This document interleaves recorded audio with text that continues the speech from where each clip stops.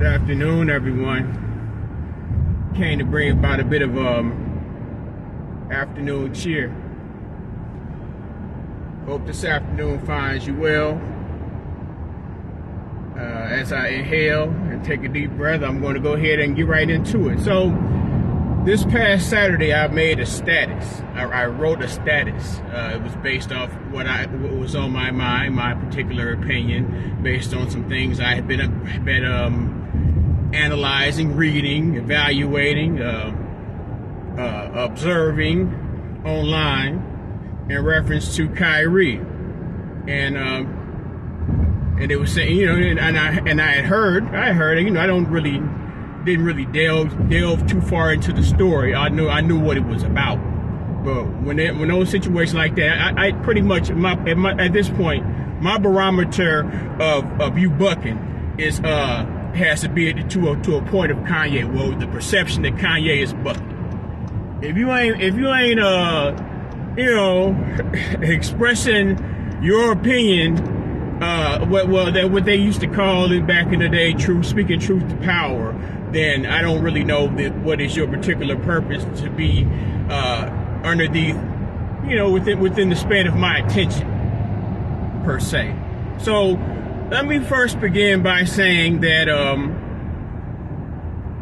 as far as me being anti-Semitic, I believe that is impossible. What I must also make a statement, and underneath the code and constitution which I follow, I have to be very careful in the manner in which I make a statement. So the statement in which I want to make is that I relate. What is this? Wow, that's scary. But the statement that I want to make is that I relate to the plight of those who identify as Jew or Jewish, in the same manner in which those who consider themselves Jewish relate to the plight of the African American, Black, Negro, nigger, people of colored plight, or historical plight, or just history. Period. We don't have to have a victim Olympics. We really don't. Because really all this is my in my mind pointing out a certain level of victimology when it comes down to the point where you might share an opinion, or you might even just simply ask a question. And at that point, that question leaves you underneath persecution and scrutiny by organized groups. We have the ADL. The ADL is always present to protect those interests in who the ADL protects. So oftentimes I have to ask, where's the African American, the Black, the Negro, and the people of color ADL? Where is our ADL? And before you say the National Association for the Advancement of Colored Persons, of people, however, I do not classify as colored.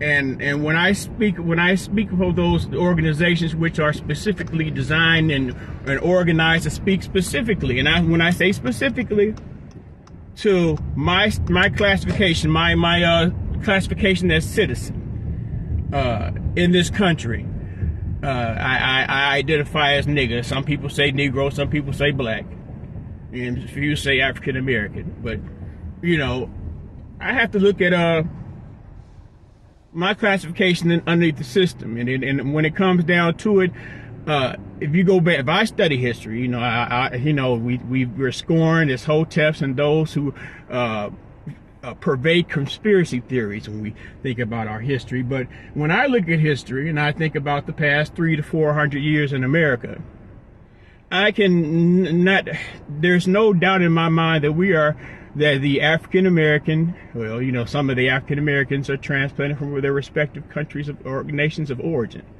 The Black, the Negro, and the nigger folk like myself, we are the spoils of war. And the interesting part about us being spoiled, a lot of people don't want to be referred to as slaves on the plantation. This is a better analogy for you. We are the spoils of war. And by being spoils of war, we're considered resources or assets to whatever entity or structure that has claimed victory in the war. So when that victor needs to utilize his traders, utilize his resources to another adversary or even an ally. Let's say, for example, well, I have an economic base, and underneath my power structure.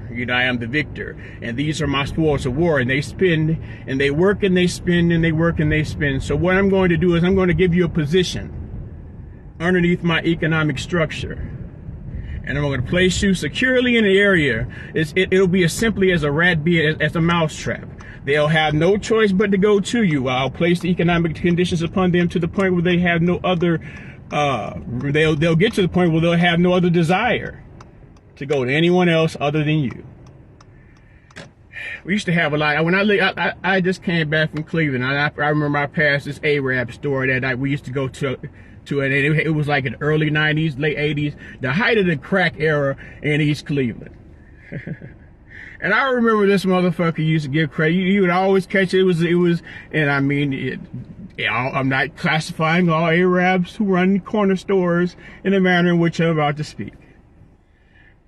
This guy was always hitting on the bras, and they come in and they cutting them loans, giving them loans and shit, and it was just, in my mind, I guess we make our own choices and decisions, but that sometimes the feeble-minded and those who are unequipped to make sound decisions make poor decisions. So we have them there, and they're exploiting us, and then okay, now that's just not enough. And I don't know which one came first, the chicken or the egg, whether it be the next mention. I relate to the Asian and their plight in the same way I relate to the same way that the Asian relates to the nigger folk like myself's plight. They bought in the Asians. The Asians, the laundromats, the Chinese food stores, the liquor stores, the hair shops, the nail shops. I have a beautiful, the Victor, original Victor.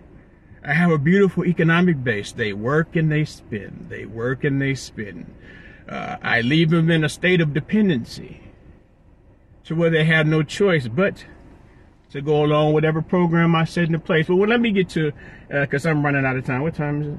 No, I got enough time to make this point. I made a post. I said, well, Kyrie, and this is from my mind and in my own particular perspective. Kyrie was never the runaway slave. Kanye was, is, and continues to be the representation at this point, the proxy representation of the runaway slave. Whereas they've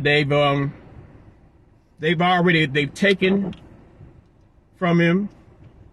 They attempt to sully his name in public, and this is not where I have to wave pom-poms with Kanye, because Kanye could easily be any African American, black, Negro, or nigga of a male persuasion in any level of situation where you have words, and I'm not speaking about those who may justifiably be on bullshit and deserve the scrutiny they deserve, but sometimes it seems as if we are brought upon as a collective. But let me get back to Kyrie was never the runaway slave. Kyrie was hit unawares. He shared a link, and then at that point it was an opportunity for that community who no longer had that type of economic control or ability to sully the image of anyone else. And plus, you have to think back to the vaccine shit. He bucked with the vaccine shit,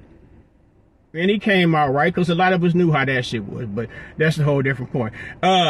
He got caught unawares. So, in reaction to being caught unawares, he was righteously in self-defense. He wasn't necessarily saying, well, fuck this NBA career, because hell, they never got to the point, and this was very, very strategic. They never got to the point where Kyrie was called upon to complete any of those ticked items on that list that they had for him. Meanwhile, Kanye is calling out some of your most favoritist celebrity billionaires, millionaires, whatever have you, and others.